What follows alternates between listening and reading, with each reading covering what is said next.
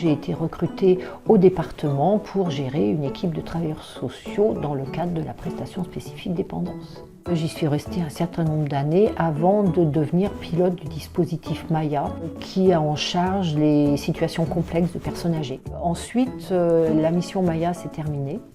Et du coup, a été créé ce poste de conseiller technique départemental auprès des filières gérontologiques. L'objectif, c'est de faire travailler les partenaires, et tout ça dans l'intérêt des personnes âgées. Dans ce poste, je m'y sens comme un poisson dans l'eau.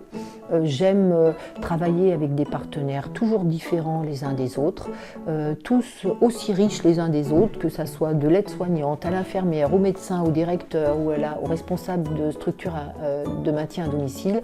Et c'est riche pour moi parce que j'apprends aussi beaucoup.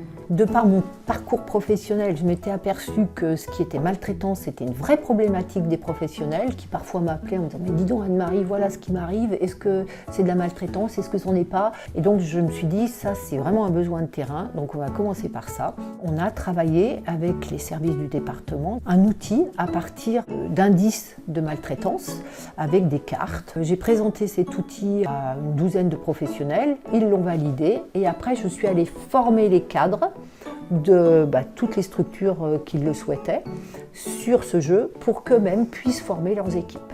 C'est un jeu déjà pour les gens de terrain, donc les aides à domicile, les aides-soignantes, même certaines infirmières.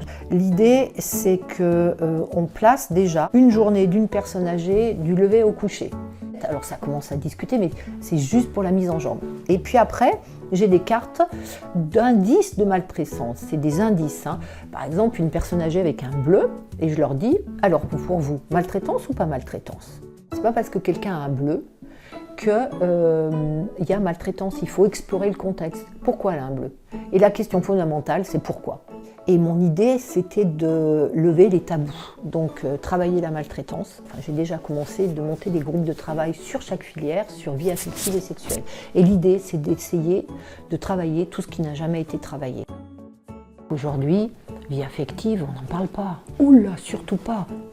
Et dans les établissements, c'est plutôt, oulala, mais les vieux, c'est plus de leur âge.